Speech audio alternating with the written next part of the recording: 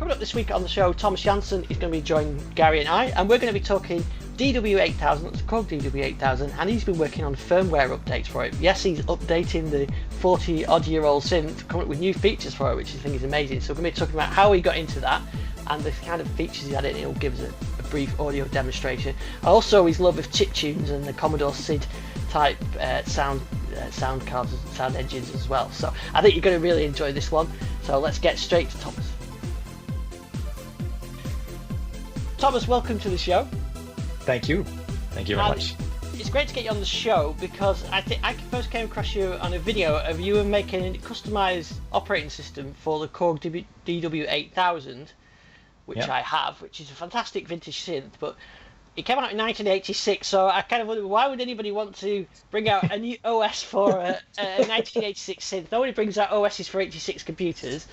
And then I checked out your channel, and you've got stuff with playing the SID tunes, the Commodore 64 chip tunes type things, and the Amiga stuff, which I had Amiga back in the day, and Amiga trackers. So I thought it'd be great to get you on the show and talk about the DW8000 synths and your software stuff like the SID stuff. But before we dive into that, so just tell us a bit about yourself and where you are. Sure. I'm Thomas. I'm from Sweden, and I've been doing music and technology stuff for most of my life. That's the two things that most inspire me. So been playing in different bands, having a lot of different synthesizers, at the same time also doing a bunch of programming. I'm a software engineer in the beginning. And so combining music and technology is something that I always liked. And from the time when I started playing, I got my first synth, and then it kind of continued to get more stuff and learn exactly how they work and why they work. I was an avid reader of Keyboard magazine, reading every sentence of of that magazine and learning a lot about synths. So it has fascinated me for most of my life, and being able to play music both in the studio and playing with bands is something I really like.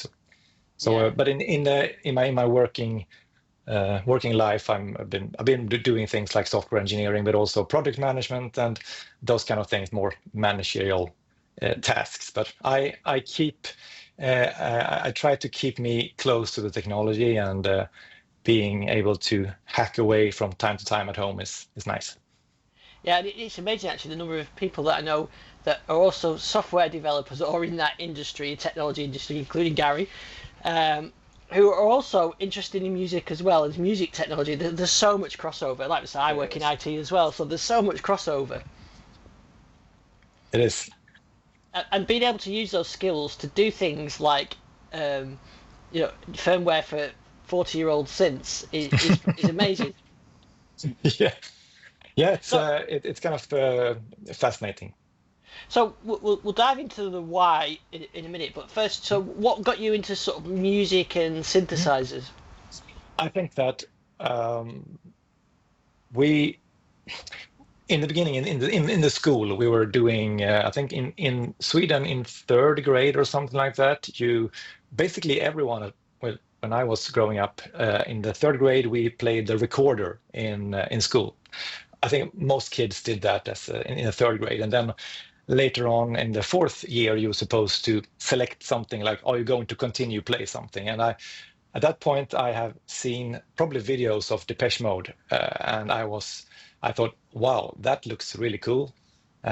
Seeing those kind of flashing technology stuff going and magical sounds coming out, and I wanted to do that myself. So I want to say I want to play synthesizer. So when it was time to choose the kind of instrument you going to continue with, if you're going to continue, I want to play the synthesizer. But of course, no one there know what I was talking about at all. Like synthesizer, no, there's no such thing. Choose something else. So I kind of picked something that was the thing that looked easiest because it was the smallest thing. It was the regular flute. So I started playing that. But after a year or so doing that, I was kind of confident that no, I want to play the synth. So I got my parents to rent a synthesizer, a Korg Poly 800, and it's actually still there. Oh, lovely. Is that the one? Yeah. Yes. Oh, So I brilliant. rented that. We rented that one, and I started to play things, and then from that point on, I was kind of hooked. But I always wanted to be I guess in that age, I wanted to be in Depeche Mode, or I wanted to be in Kraftwerk, or I wanted to do those kind of things. And step by step, I continued to play. And after a while, I realized that the synthesizer was actually having the same system as the piano that we already have at home. So I started to play the piano a bit, and from that on, I played on in bands and other regular music, not only synths. So that's basically how I started. But after a while, having one synth, you know how it is. You want to do something else. You need some drums, so you need something else. So I got one after the other. I also, of course, at that age, got into computers. So the Commodore 64 and Commodore Amiga was using that as well for my sound as a sequencer, maybe. Or the Amiga had a quite capable sampler.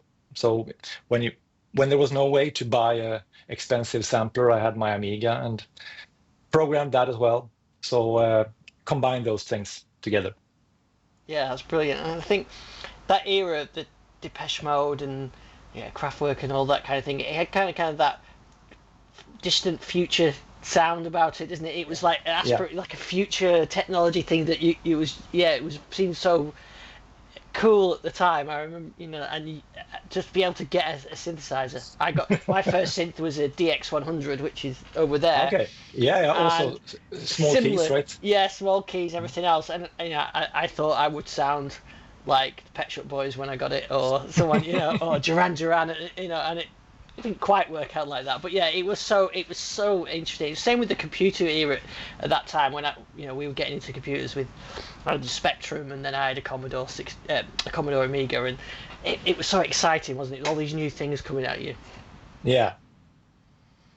It was you could do a lot of things with those machines, and it also, I would say, it basically taught the whole generation on how to work with computers, and I think it's something that many of us have great use for at a later age. Yeah, definitely. So you were playing in bands and things like that then. So what then got you into doing the customizing of synths? Well, so since I was doing in my early days Commodore 64 and Amiga things, and at that point you basically needed to, if you want to do something that was quick enough or cool, you needed to do it in assembly language. And so I kind of know how that works. And now these days you can get service manuals for you can easily find service manuals for synthesizers on the internet, and reading them and understanding how they work and what kind of chips are used, and kind of got me into, like, I wanted to understand exactly how these things work. So I basically just read the service manuals. I opened the things up and read out the ROMs, and started to do a reverse engineering from the software, from the binary, basically, and step by step building. Kind of, it's like a 16,000 pieces puzzle where everything can fit in every direction, or you don't know exactly what it's going to be, but step by step you find a little piece here that works, and then find another piece, and it's very fascinating as a kind of project to see how far you can go. And so I started with something else. I actually started with, I don't know if you see it there, it's on the floor there, it's a Roland MSQ 700.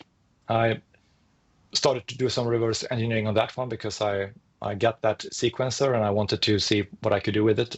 And I actually have added a few things to it already. But then some months ago, I actually bought this Korg DW8000. And the thing is that when I started and I had the Korg Poly 800 up there, I I could see in the commercials or in the you could see that they were having a different kind of Korg synths in different kind of range of Korg synths in that era. So Korg, the Poly 800 was a small one, but they also had the DW8000. It looked much cooler. So at that point, I really would like one at one day. And just some months ago, I actually got a second-hand unit. So I did the reverse engineering of that one, started to understand how it worked, and I know that I want some features that are not available on it. I would like to extend a few things to it. So started to map up everything, and now I have a pretty finalized reverse engineering of the OS, and I have started to add some features to it. I did a video of one of these features, but since then I've added a bunch more. I might show you if you want it later time. Yeah, I'd love to see that. Yeah. But so how do you actually go about adding new features to a 41-year-old synthesizer? No, it's I mean it's possible to do it if you know assembly language and you know what kind of chips that are used in these synths. I see it more as something to. I mean, you can do a regular puzzle, or you can do some kind of you can read a book, or you can do things to waste your time in different areas. And I want to do this, so I started on that. That makes sense. We've done many projects on here, haven't we, Gary? Where people said, "Why would you want to do that?" And it's because you can.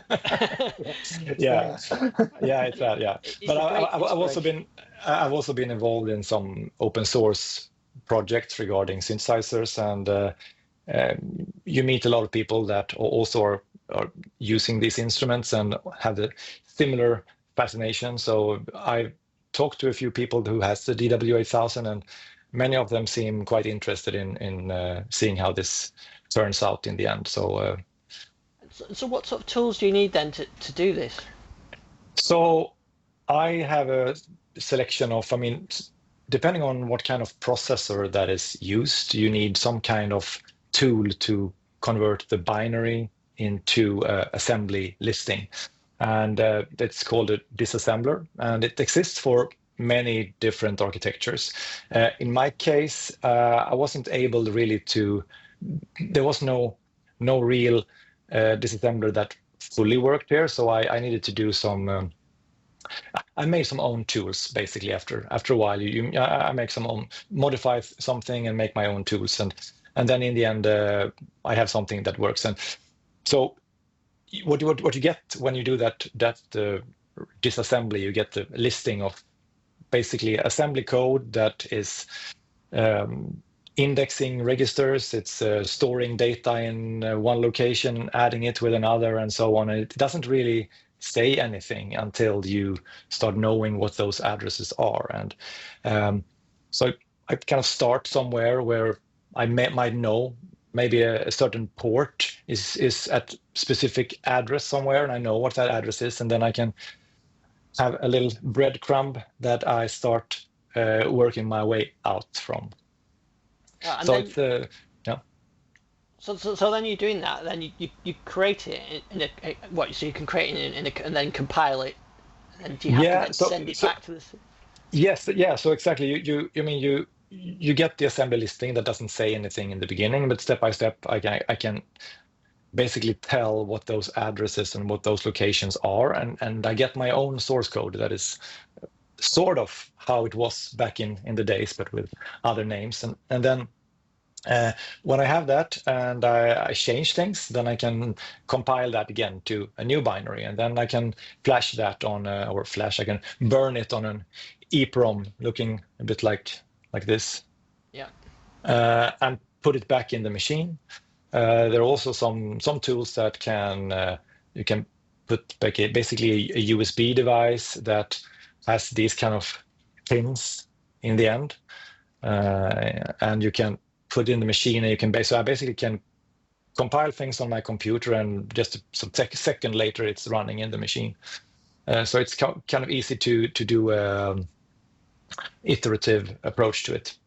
And of course, things break down, and you need to start over, and so on. Yeah, it sounds it sounds really complicated, but I guess once you get into it and you start to have that mental picture of what each of the registers are doing, it's Yeah. yeah, you start to build that up in your mind. But Yeah, I mean, no, there are thousands of locations, and step by step, if you know one, if you're certain about one of them, and then it might be easier to find the second one, and then easier to find the third one, and you see where they are used, and they're used in combination with a fourth one, and then you might know what that is. So, but it's kind of an interesting puzzle, and you can do. I mean, that can be done. You don't even need to be at the synthesizer when you're doing it. You can just read things and see how far you come. yeah, it's a yeah, it's an interesting challenge. I guess, Gary, it's a long way from doing the sort of the Visual Studios type C# coding, isn't it? But it's a lot more old school. But it does take me back to my youth and playing with lots of registers on 6502 and trying to get them to. Yeah, yeah. So on the C64, yeah. Yeah, and of course some of these, and also Atari stuff as well. I played a lot with both of those. Did some early music and sound effects for early computer games. So it's yeah, that was interesting, especially when they didn't have sound chips. Yes, yeah, yeah, and I know exactly. I mean, I've been involved a bit in calculator trackers. Yeah. There's a tracker called Unison tracker, and it's actually a tracker on a Texas calculator that using a C80 chip, and that doesn't have a sound chip at all. So you're using the data port to bit bang ones and zeros and create sounds. And I think the Spectrum was able to do something similar. Yeah, I had a Spectrum. I remember the first game that had a sample in it was Ghostbusters. And it used to say Ghostbusters in 1-bit sample rate, but it just seemed impossible at the time. Yeah. Yeah, but it's the I mean, you if you're doing things in assembly, you're really working with the lowest level at the computer, so you are in the full control. So it's kind of effective as well. But I've done my share of Visual Studio as well, and I think it's good to know both. Yeah. So what kind of things did you add to the DW? So I started with adding something simple. That was a sample and hold or random LFO to the to the LFO, adding a random waveform to the LFO. So that's also what I demoed in that video that is available. And of course, connecting it to the filter is kind of a common way of using that. But I had my own list of bunch of things that I wanted to add.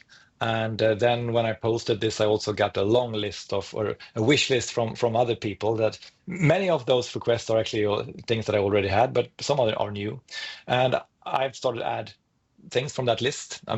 When time allows, of course, you don't always have so much time, but from time to time I add something. And what I've added so far is that I added there's a Unison mode in it, and the Unison mode it's basically you play the synth monophonically. It uses all the 8 oscillators and at the same pitch to play a fat sound, and it is slightly detuning the oscillators, but I added a feature so you can set that detune manually. Great.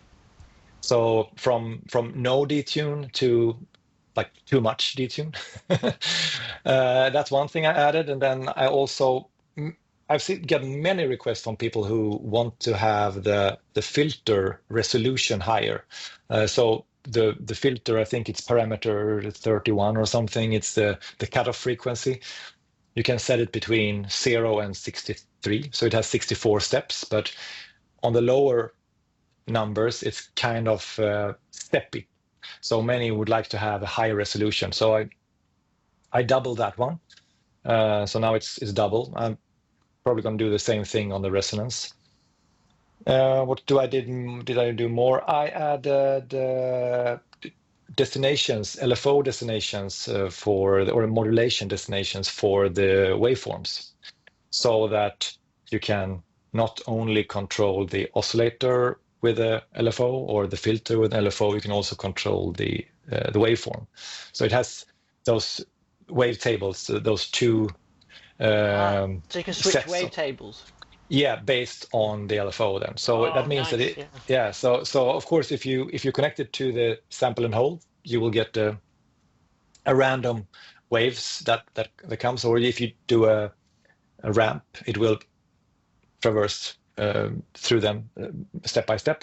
But you can also do things like if you add the square wave to it, and you set a depth of a certain number, then you can get it to jump between maybe.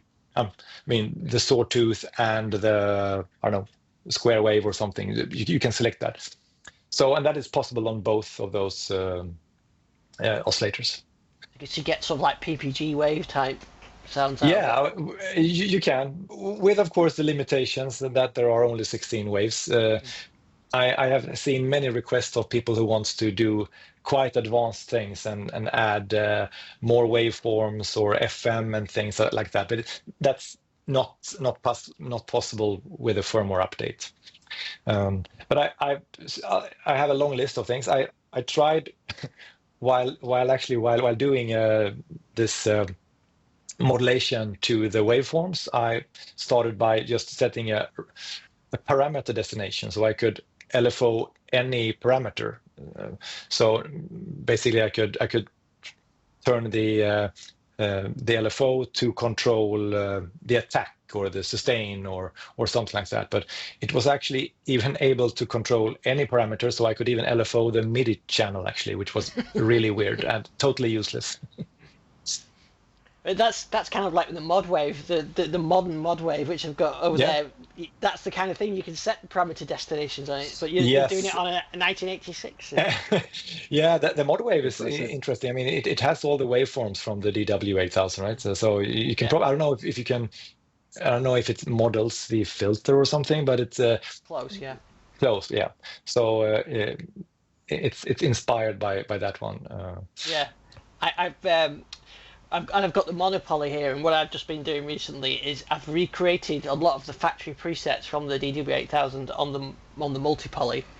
And then I've got some custom ones, but I've also put myself in the mind of what happens if they released another DW, like a DW10000.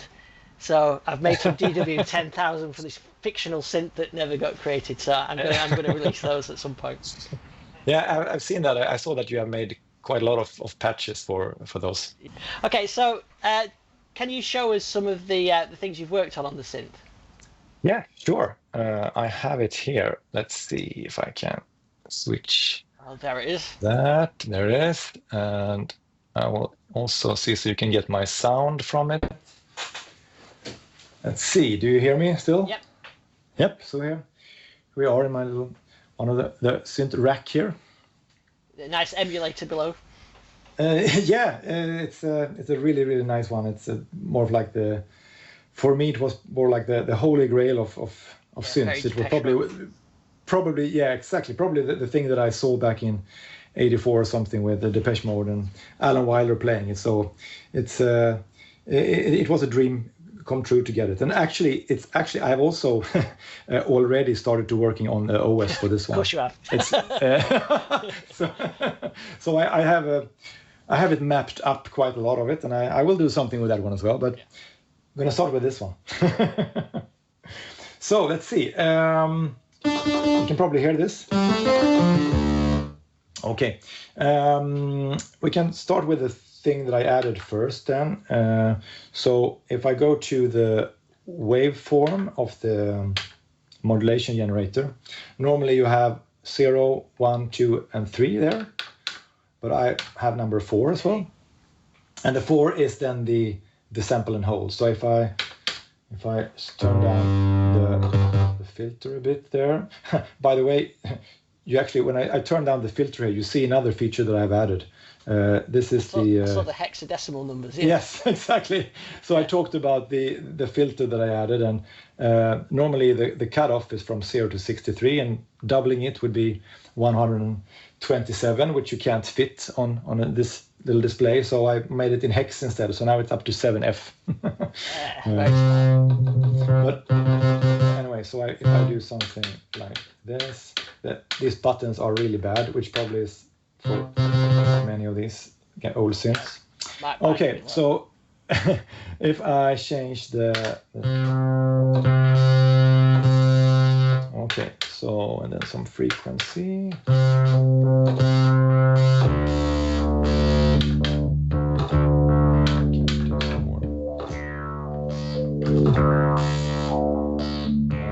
If you hear it.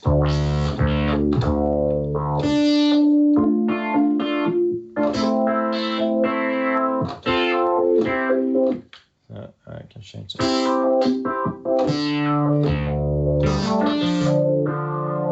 So that is a That's a really nice feature, yeah.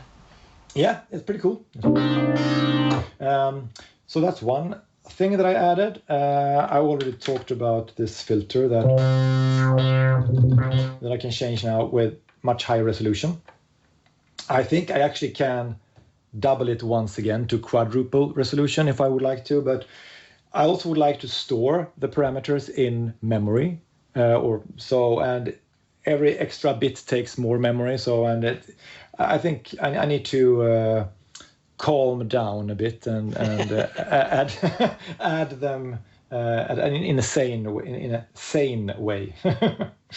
But okay, let's see if I go down and remove that sample and hold again.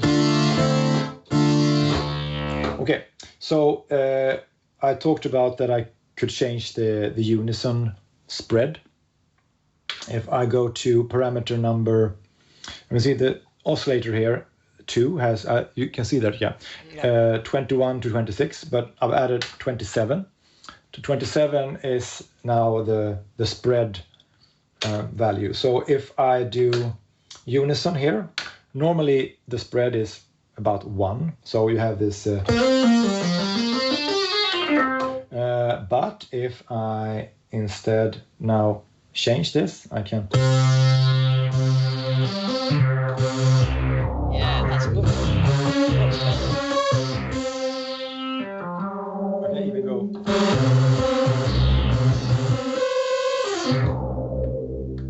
So, quite useful. Yeah, the Unison mode is a bit weak, really, isn't it, on the stock one? Yeah, it's a bit weak. So with this one, I mean, it's a really good solo mode for this synth. I think many artists used the DW8000 in the Unison mode for soloing.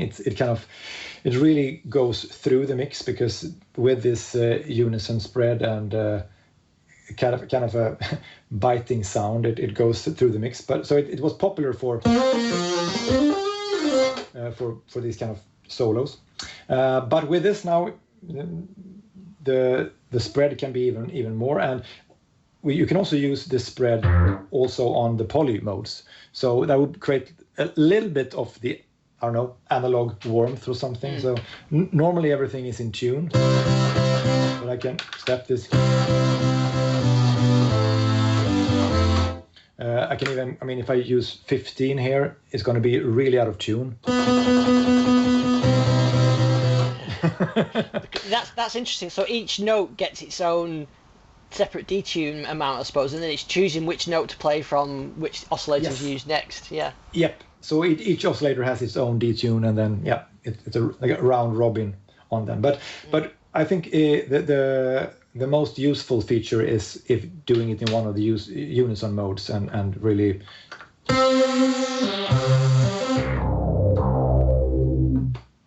And of course, with your LFO routing now, you could modify that detune value from an LFO. Well, Well, yeah, in my hack version that I talked about, where I could change every parameter, yes, I could do that. But I removed that thing because it was kind of dangerous. If I was able to LFO any parameters, you could LFO the I don't know, the MIDI channel or the arpeggio clock or omni on off. It's kind of useless. So I removed that and only now have on number 18 and 28 here.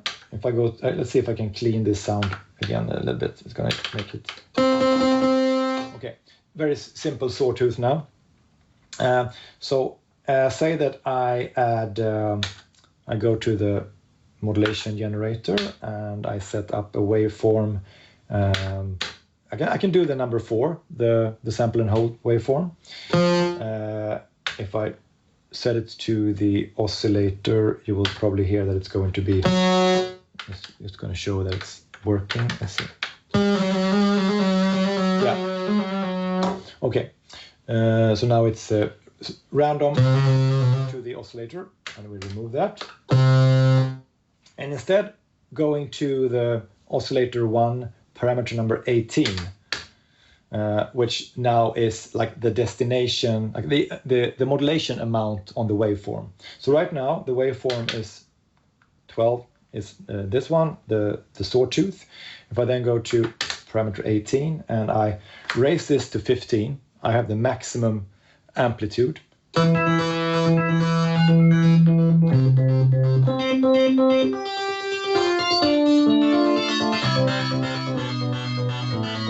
That's great.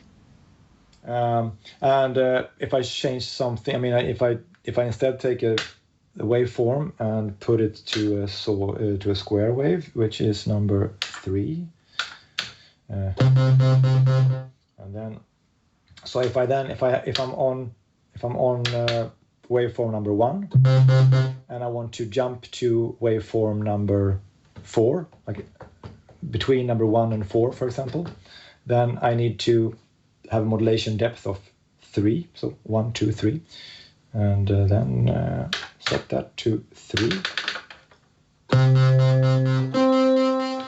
Maybe I should have some more filters so you can hear it. Maybe a bit slower. I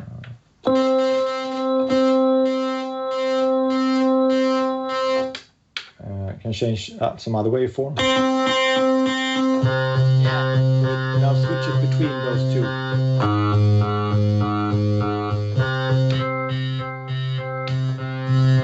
Or use a ramp wave, or let's see, that is number 61, 2. Yeah, that's kind of your PPG type sound. Yeah. Very Depeche Mode.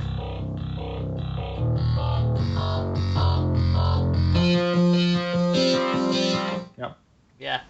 And then of course you can do that on the other oscillator as well. So if I turn up that level, so, and I can do the same thing on that one. That was parameter 28. So then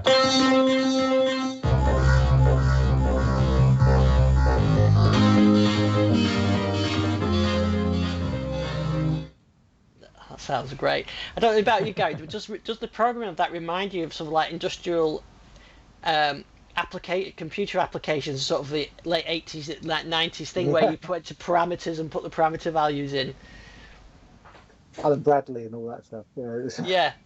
Yeah, it has the DW. I noticed when I was programming the DW, you really are exposed to that early computer, or that mid 80s computer programming in the form of on the synth, with basically registers and parameters in those registers. And it does.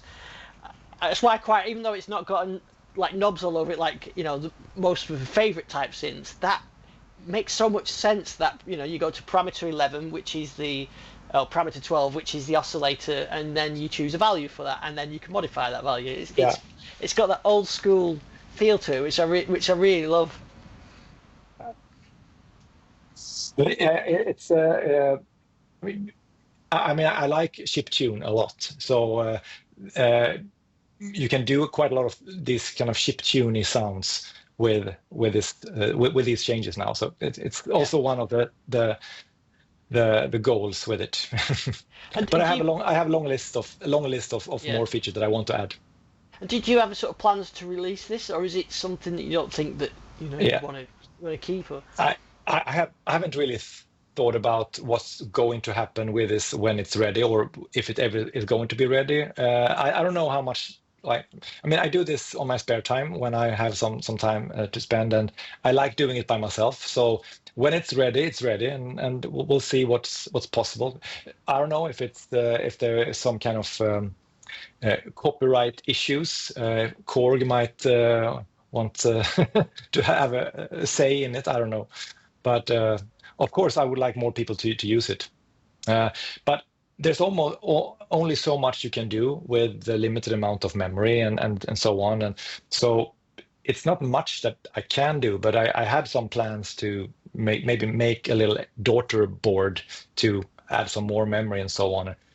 Actually, there was a expansion many years ago.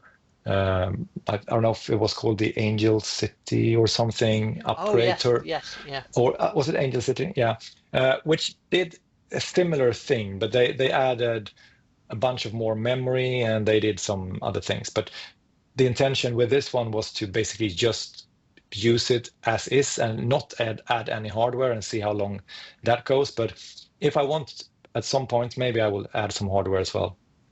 But anyway, so but the list is long. There's a lot of cool features that I would like to add to it. So I think it's time you did another video of your progress with it, probably that, and so that people can follow along. I will absolutely do it. And so I haven't shown this for anybody yet. So, but I will do a video of it. Yeah, it's and maybe add some more. Yeah, I think it's just brilliant that something like like a 40-year-old piece of a computer electronics, in fact, kind of what it is being brought to a new lease of life. And what I do like about it is that you're not hacking it sort of beyond its original use. You're just adding some extra nice features, so it's still authentically a DW8000. Yeah, it is. It is. Having said that, I will need to do something like removing some piece of functionality in order to fit everything I would like to have. So we'll see what, for example, the tape interface is something that is maybe not that much use for at this point when there's MIDI, SysX, and so on. So that might need to go away if I keep adding things. So, but in general, I like to keep it so that all the sounds from all the regular SysX files should work. But also that my changes should be possible to save on SysX so that you can continue on that side. But there are other things that I would like to add. For example, one thing that I don't really like is how the arpeggiator works. It kind of re-triggers the clock when you start playing new notes, and I like the way when the clock is just continuously running and you play things and the clock is always running. I might do something like that as well. Well, yeah, that would be good. Yeah, well, I definitely think there's plenty of people interested because it's not an overly expensive synth to get hold of, the DW8000s, and there's still quite a lot of them around as well. So I think they're a sort of a classic that is going to go up in value because it doesn't have all the knobs on the front. I think people are a bit put off by it, but actually it's a really good classic synth. And if you use those sawtooths with the proper analog filters that are built in there, you can get some really nice warm analog sounds, some beautiful strings. Oh yes, absolutely. The filters are really nice, and now when the resolution is added a bit, is upped a bit, I think it's even more fun to use. Yeah. But it sounds great, and it really has that 80s sound. Yeah, definitely. So before you go as well, I wanted to talk about the Amiga stuff and the chip tunes. So what have you been working on with those?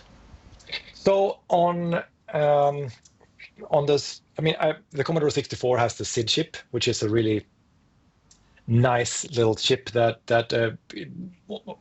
basically changed how computer music or of those ages sound. So, and it's still used to this day.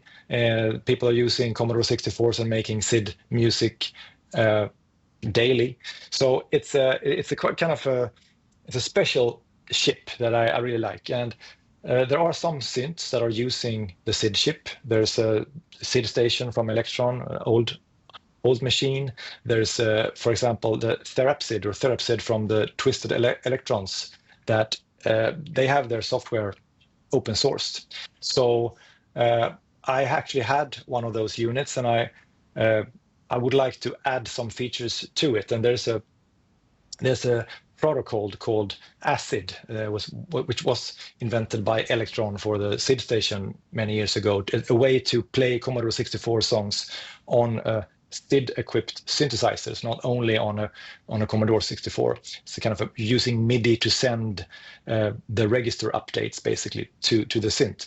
And since that software for the Therapsid was open sourced, I started to add support for that protocol to that synth. I did that, and when I did that, I also wanted to make sure that there was a player that worked. There are some old players that are like outdated, so I added ASID support to DeepSID, a web-based browser, web-based, not browser, a web-based application that can play SID tunes emulated, but with those changes, it can also send ASID over MIDI to, for example, that Therapsid. So I've expanded the possibilities of that synth a bit.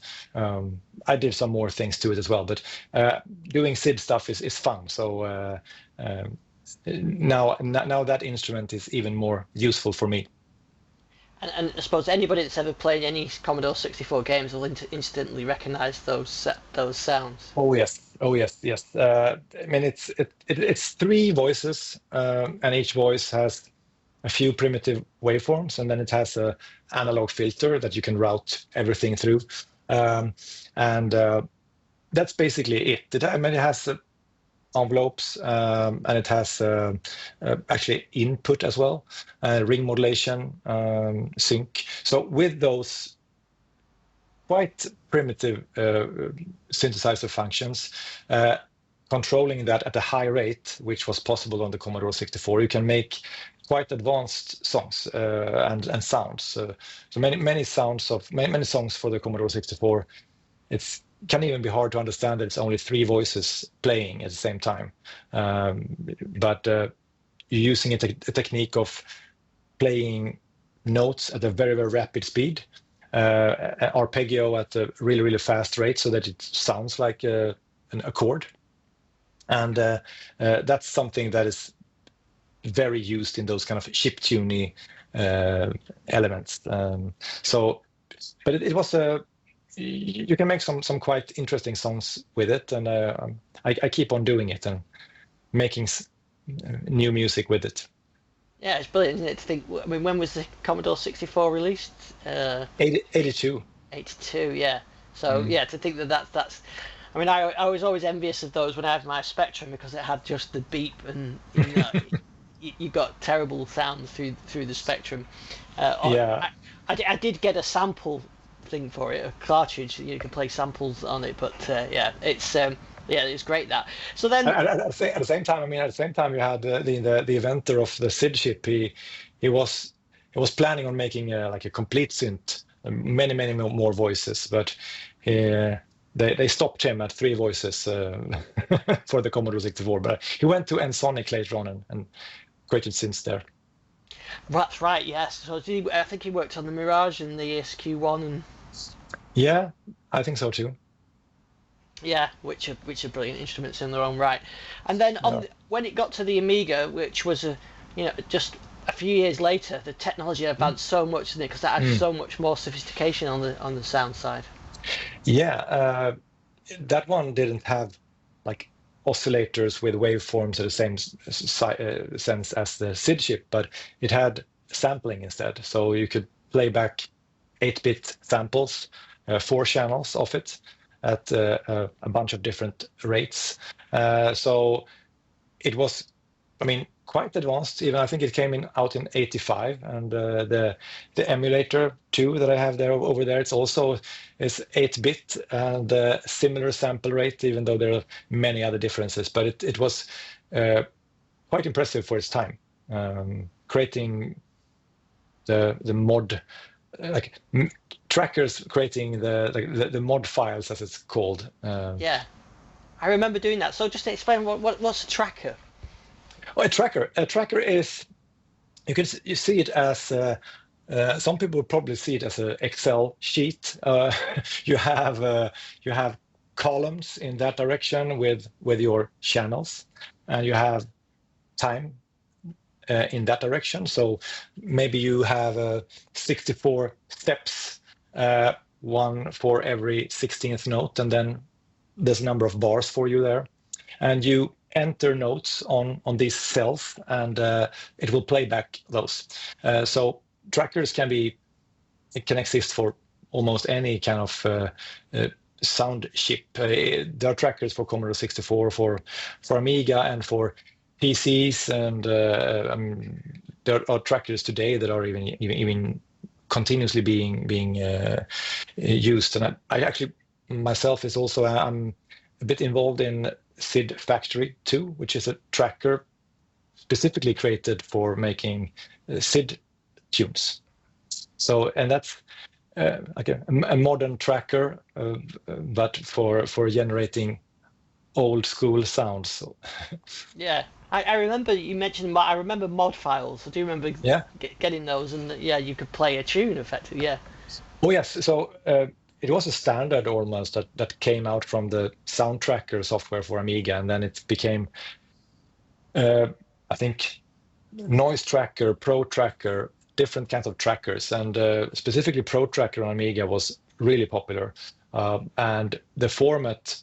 The mod file format that was created for those trackers is still used. And mod files, it's like the song data as well as the samples themselves in a package. And then you can distribute that.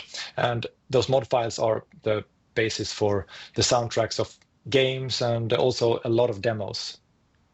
Yeah, and it had some brilliant music on the Amiga. I remember I had my Amiga and Shadow of the Beast and all these kind of some brilliant music on there. Really, they were so cinematic. I went from a Spectrum to a Commodore to the Amiga, and it was massively yeah.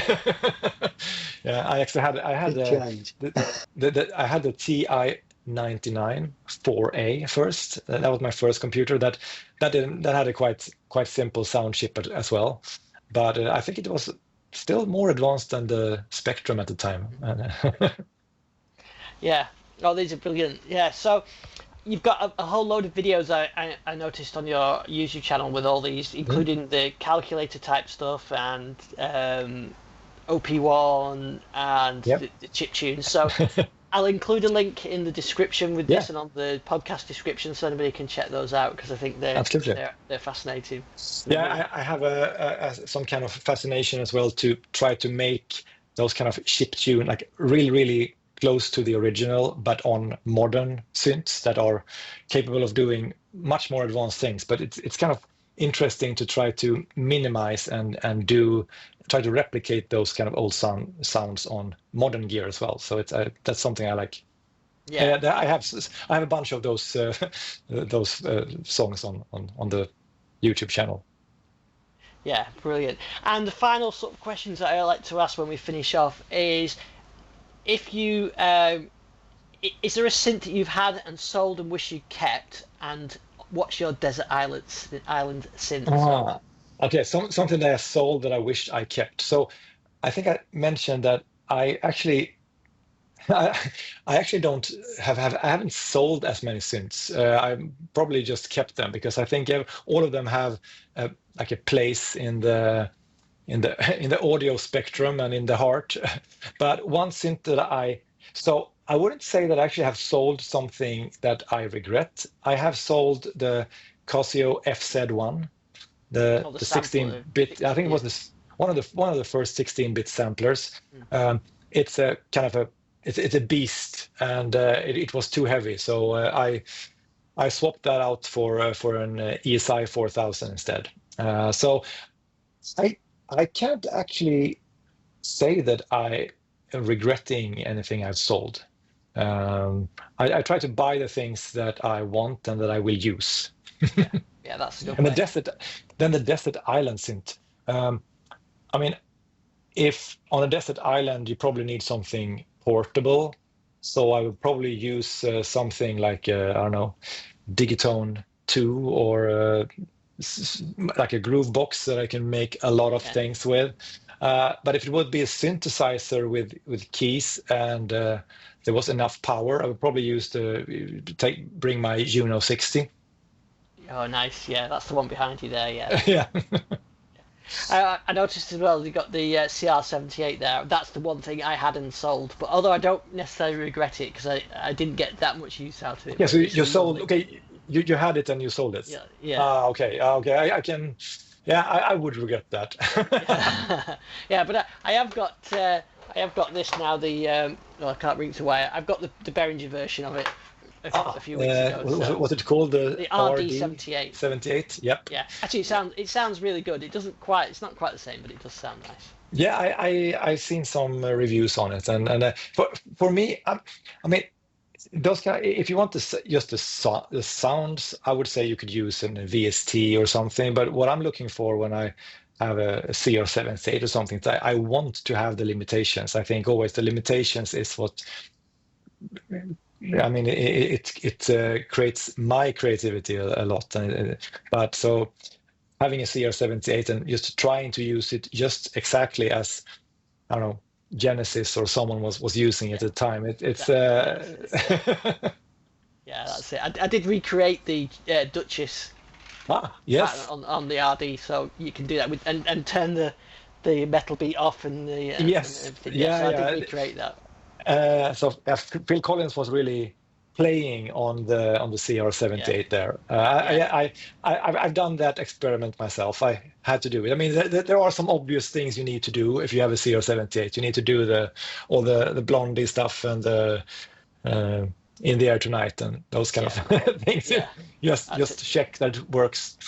Yeah, absolutely. I've done quite a few videos actually on the RD of recreating some of those. So I did Enola Gay and John Fox Underpass, and I did Blondie and so I went through quite a few of those. Roxy Music and I'll check that out. It sounds similar, you think? Yeah, exactly. Yeah, it's just getting the programming right of it because some of the presets aren't exactly the same as the CR78, so I've manually created them by ear.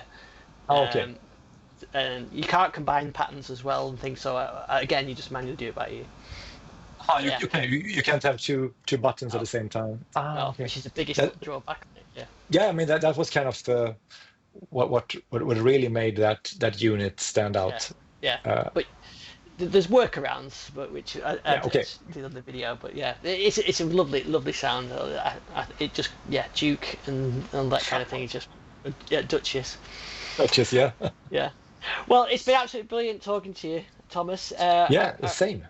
I think it's a brilliant project, the DW thing, and I just love it when somebody's so enthusiastic into something like that. And if anybody asks why, well, because you can. Because I can. I mean, there are easier ways to make music. I mean, you can buy a laptop, old laptop, and add some software for free, and you can do basically anything. But I like the limitations and actually using the tactile stuff.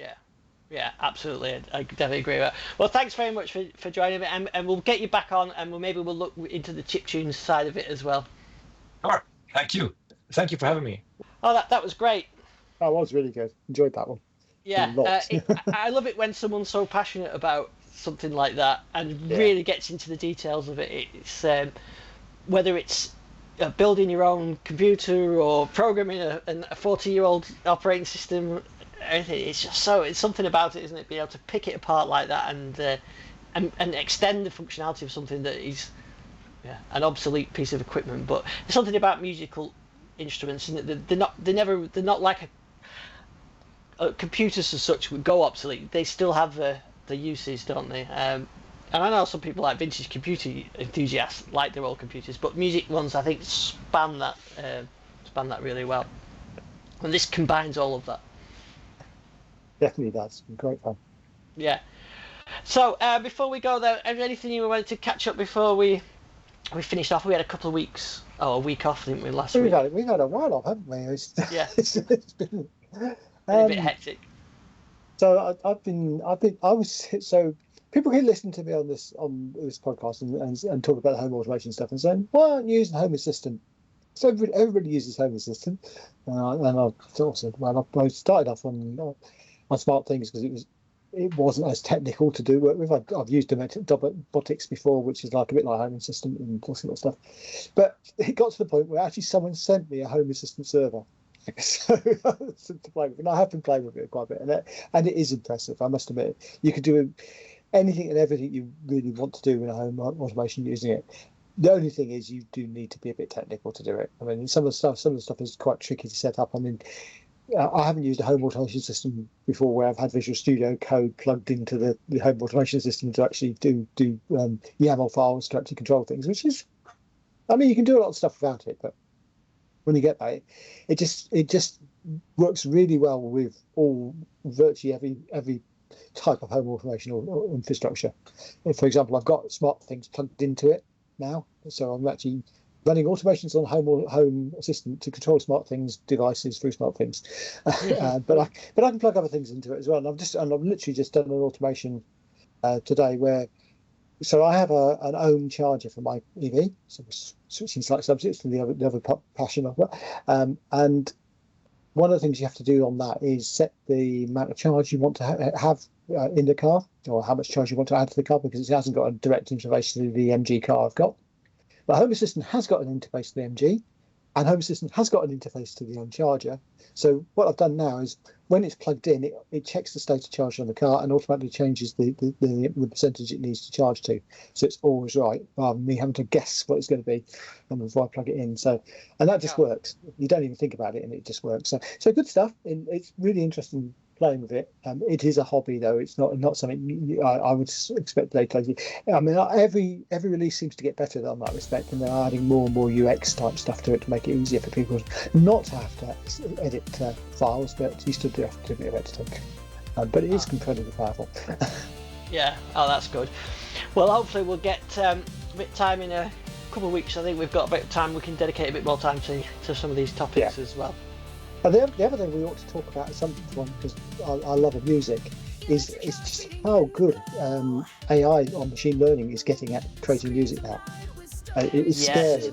It's a big issue within the music industry, isn't it? Absolutely. Yeah. I mean, I will share something with you I created. Maybe we can play it on the next show just to give an idea to people what can be done. But it is mind blowing what can be done now. Yeah. You have to be quite good with your prompts, and there's still a lot of stuff to get it right to sound good. But you can do some amazing stuff with it.